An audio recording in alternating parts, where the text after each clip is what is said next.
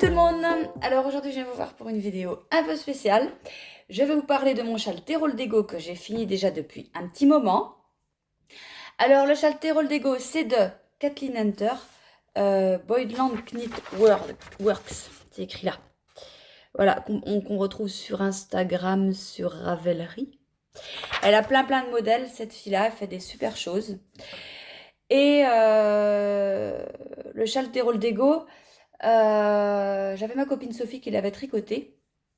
Et c'est vrai que je l'avais trouvé beau, mais tout le temps je me disais, bah, attends, j'arrive, je sais pas comment faire. Enfin, voilà, on a tout le temps plein de trucs à faire, et puis voilà. Donc vous le connaissez, mais je vous le remontre, voilà. Voilà un grand châle. Voilà. Alors c'est un châle, voilà, super grand. Vous voyez, hier soir, on est sorti, bah, je l'avais mis. En fait, je l'avais mis comme ça. J'avais fait ça. J'avais mon petit pull chemin avec et j'avais juste fait comme ça. Donc voilà, ça couvrait en plus les épaules. Derrière, il n'y avait pas forcément besoin. Donc voilà, c'était juste histoire de couvrir les épaules. J'étais comme ça, puis j'aime bien parce que vous voyez, ça tombe. Voilà. Et voilà, donc c'est la première fois que je le mettais pour de vrai hier soir et j'en étais bien contente. Alors, ce châle, la construction est simple. Enfin, ouais. Si, il a une forme assez particulière. En fait, il y a une arête centrale qu'on voit bien sur tout le châle. Elle est présente jusqu'au bout du châle. Jusque là. Jusqu'au moment où là, on arrive à plus que quelques mailles, 3 ou 4, je crois. Hein. Et puis, bah, tout le nombre de mailles est de l'autre côté. Mais le châle se tricote toujours avec cette arête centrale au milieu. Alors, on le commence par la pointe. On monte, je sais plus, je crois que c'est 3 mailles. Enfin bref, je sais plus. Là, et puis, alors, c'est toujours pareil. On augmente d'un côté, on diminue de l'autre. Mais, alors, je sais même plus si on le fait... attendez, que je regarde, parce que c'est... Si, on le fait... Alors, voilà, ça dépend des rangs, ça dépend... Voilà, tout est fait, mais... on fait des augmentations d'un côté ou des diminutions, je ne sais plus, de chaque côté et de chaque côté de la maille centrale.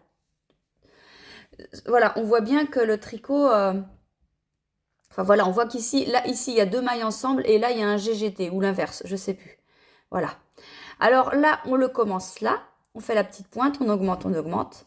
Donc la première section, elle est toute simple. Après, ici, on passe aux rayures. Donc c'est toujours le même point. Ouais, c'était du jersey. C'est toujours le même point, sauf qu'on fait des rayures, quoi. Toujours notre arête centrale. Après, arrivé là, on fait un motif. Alors, parce qu'il est lourd en plus. On fait un motif, une dentelle, une jolie dentelle qui est simple. C'est simple, hein, franchement, c'est tout le temps pareil. Alors moi, normalement, il y a des noppes. On en voit un petit peu là. C'est une dentelle avec des noppes, mais il y a plusieurs manières de faire des noppes en fait. Et celle-là, je ne suis pas persuadée que ce soit la meilleure. C'est peut-être pas forcément ça, c'est que c'est une laine qui ne s'y prête pas vraiment. Une laine assez contrastée comme ça, les noppes, on les voit pas beaucoup. Et je les ai peut-être pas très bien faites non plus. Parce que celle-là, voilà, celle-là, vous voyez, elle ressort vachement bien. Mais à côté de ça, là, il y en a une, là, il y en a une. Vous voyez, faudrait quasiment que je les ressorte toutes, une par une, pour vraiment, voilà, les faire ressortir. Là, maintenant, elles se voient. Celle-là, il faudrait pareil. Là, elle se voit. Mais limite, c'est pas très grave. Hein. Il doit y en avoir une par là. Non. Donc, voilà. Donc, vous voyez, c'est une très jolie dentelle. Je sais même plus si c'est la même après. Enfin bon, c'est pas grave. Donc voilà, toujours le même système d'augmentation-diminution par rapport au côté et à la maille centrale. Ça, c'est tout. On suit ça sur tout le long du châle. Alors après, on refait 2 sections de rayures. Et après, on passe au jacquard. Alors moi, pour le jacquard, j'ai pas utilisé les bonnes couleurs. C'est-à-dire que normalement, donc on est d'accord qu'il y a couleur C1, C2, C3. C1, c'est le bleu, je vais vous en reparler après. C2, c'est le violet. Et C3, c'est le rose. Et il fallait mettre, pour le diagramme, je sais plus... Si, je sais. Il fallait bien la rose pour le fond. Mais par contre, pour les feuilles que vous voyez là, il fallait le coloris là, le soisic. Et donc, j'étais partie là-dessus. Et bah, ça n'allait pas du tout parce que ça se voyait pas. Ça faisait vraiment trop du ton sur ton. On voyait même pas les feuilles, on voyait rien du tout. Donc j'avais redéfait et j'avais recommencé avec mon encre bleue parce que bah, là, ça se voit carrément mieux, quoi. Et il y a, c'est Émilie, je crois, qui a commandé exactement le même laine pour faire le même combo. Et je sais même pas si on en a parlé, mais elle va voir, de toute façon, elle va faire. Où elle l'a fait? Elle est déjà rendue là. Oui, elle a fait pareil. Oui, oui, oui, oui, oui. Elle a fait pareil aussi. Elle a pas utilisé les vraies couleurs qu'il y avait décrit parce que ça collait pas, quoi. Donc voilà, donc après, on repart pour une belle section de rayures. Et vous voyez, du coup, le châle grandit, grandit, quoi.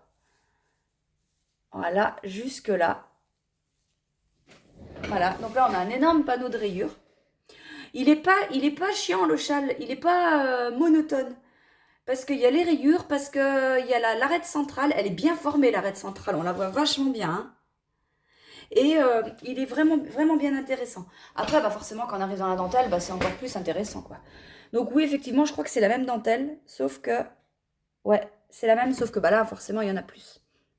Alors là, on a un grand panneau de dentelle. Et sur ce coup-là, une chance que j'avais regardé le vlog de Christelle de Rêver sa vie en couleur, qu'il faisait aussi. Non, elle le faisait pas. Elle en avait parlé. Et pourtant, je l'avais vu, hein, en photo, le châle. Et c'est là, j'ai eu un tilt en me disant, parce que moi, j'avais l'intention, il me manquait de la laine, j'avais pas assez, je dis, c'est pas grave, on va s'arrêter là, de toute façon, le châle est bientôt fini. Non, non, il n'était pas fini, vous voyez tout ce qui restait à faire après. Il y avait tout le panneau bleu à faire là, et la dentelle, elle est grande en fait. Moi, je te rendu là, quoi, puis je disais, ah, je vais arrêter. Non, non, non, bah non, faut bien regarder tous les patrons avant de. Faut pas faire comme moi, quoi. Donc voilà. Voilà, donc la belle dentelle. Pareil. Alors, est-ce qu'il y a des noppes? Oui. Ben oui. Et on les voit quasiment pas. Alors, elles sont où? Attendez, je regarde en vrai. Là, il y en a une. Et ben, il y en a de tous les rangs, là, alors. Là, ouais, là, là, là. Vous voyez, elles sont petites. Bon, après, c'est pas gênant, hein. Voilà, la dentelle, elle est très, très belle. Avec ou sans nopp, de toute façon, on n'est pas obligé de les faire, hein. Ça change rien du tout dans le nombre de points du tricot. Donc, voilà. Voilà la dentelle. Et après, on finit tout simplement avec une section de jersey. Et là, voilà, on rétrécit vachement le côté là. Et on augmente vachement le côté... Enfin non, il est déjà pas mal augmenté le côté là quand même. Donc voilà. Alors, le truc qui est bien, enfin non, qui est pas bien, que je vous montre. On voit mieux sur les rayures. Voilà. C'est que les bordures, voilà, on fait suivre les fils et du coup, ça fait pas un travail nickel. Vous voyez? Bon, après, le derrière, on s'en fiche un peu, mais là, c'est pas... Vous voyez, c'est pas... Enfin, ça pourrait être plus joli. Là, je vous montre l'autre côté. Je crois que c'est encore pire, l'autre côté. Parce que le côté, c'est le côté où on change de couleur, quoi. Bon, non, c'est pas pire.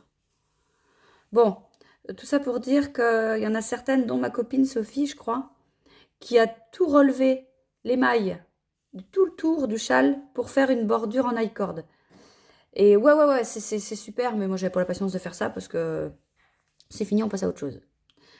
Et ouais, voilà, c'est le seul truc que j'ai à reprocher. Bah oui, non, vous voyez, là, c'est le bon côté, là, ça va. Là, ça va. Parce que c'est pas le côté où on change les fils. Alors là, vous allez m'expliquer pourquoi ici, on se retrouve avec un... Je cherche pas à comprendre. Et vous voyez, pareil, la dentelle, là, bon. Alors là, c'est la petite partie. Et si on regarde sur la grande partie, j'ai même... Ben non, pourquoi tu dis ça? Non, c'est le jacquard, c'est le jacquard. C'est le jacquard où c'est pas non plus très très net. Bon, après, c'est comme ça, hein. Voilà. Mais bon, après, enfin voilà, quand on a une vue d'ensemble, quand on met le châle, ça se voit pas. Ça se voit pas. C'est vraiment pas grave, ça. Alors, voilà le grand châle qui utilise 3 écheveaux. Voilà le grand châle qui utilise 3 écheveaux de couleurs différentes. Alors, franchement, j'ai même pas pesé mes laines, j'ai même pas calculé ce qu'il me fallait. Juste que sur le patron, c'est écrit C1. Donc moi, C1, c'est le bleu. Il faut 346 mètres. Donc un écheveau de fingering, ça passe. C2, c'est le coloris violet clair, là, le Swazik. Je vais vous les montrer après. Il faut pareil 346 mètres. Après, je trouve que c'est un petit peu bizarre parce que le C3, c'est pareil, il faut 346 mètres. Voilà, je pense que c'est approximatif parce que ça m'étonne que ça tombe pile poil. Mais bon, tout ça pour dire qu'un écheveau suffit. Mais d'abord, je pense à Émilie qui m'a commandé qu'un 50 grammes de pétales de lys. Comment il s'appelle? Fleur rose et blanche au printemps, et je pense que ça va être un peu juste. Alors, mon combo de laine. Pour grave, Simon va me recommander. Voilà mon combo de laine que j'ai utilisé. J'ai pris coloris encre bleue. C'est du Mérinos. Voilà, Mérinos Super Wash. Encre bleue, du 400 mètres pour 100 grammes, donc du fingering. Coloris encre bleue pour la coloris, la C1, quoi, ce que vous avez vu. La C2, donc là, ça, c'est du Mérinos Swazik. Moi, j'ai utilisé le Mérinos nylon, parce que j'avais des restes. Voilà, c'est juste pour ça. Non, j'avais pas de reste. Non, j'avais pas de reste. C'est que je voulais utiliser cette couleur, mais j'avais un écheveau qui avait été raté. J'avais fait l'andouille encore, couper l'écheveau en deux. Paf. En plein milieu. Donc il y avait un rajout, enfin il y avait un nœud et je ne peux pas vendre ça. Donc il était pour moi. Et bah voilà, ça se voit pas du tout. Mais le mien, c'est du Mérinos nylon, mais vous pouvez prendre les trois dans la même base, quoi. Donc voilà, donc la couleur C2, coloris Swazik. Et la C3, donc c'est toujours du Mérinos nylon, c'est fleur rose et blanche au printemps. Donc là, on a tout un dégradé de rose. Et vous voyez bien ce que ça donne sur en tricot, quoi. Ça donne une belle... c'est joli. Enfin, moi, j'aime bien. Après, ça dépend des goûts, mais voilà. Alors, ça, c'est ça. C'est vrai que c'est bien d'avoir des échantillons pour voir ce que ça donne. Donc, c'est ce que je suis en train de faire. Je fais des mini 20 grammes, moi, en échantillon, pour vous montrer ce que ça donne les laines, une fois tricotées.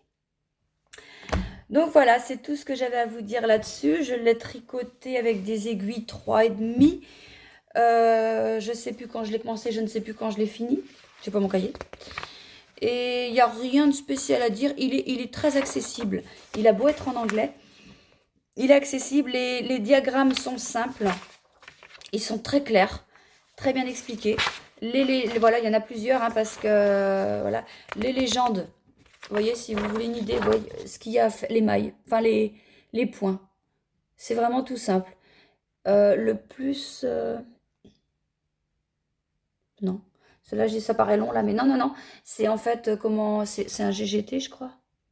Non, c'est glisser 2 mailles, en tricoter une et passer la maille tricotée par-dessus les... Bon, bah, c'est une diminution. En fait, c'est les diminutions, celle-là et celle-là, c'est les diminutions soit à droite, soit à gauche.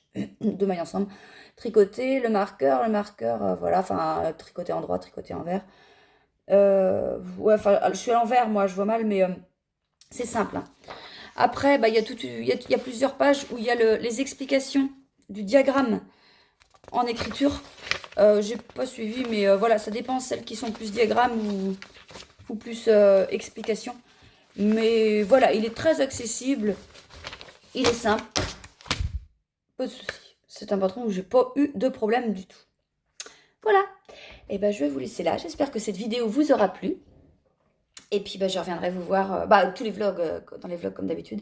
Et la prochaine fois que j'aurai un tricot fini, enfin hors chaussettes, parce que les chaussettes, voilà, c'est des petites briques, des petits projets. Et j'en parle dans les vlogs tout simple. Et des belles pièces comme ça, j'en parle à part. Quand j'oublie pas. Bon, allez, et bonne journée, bon tricot, salut!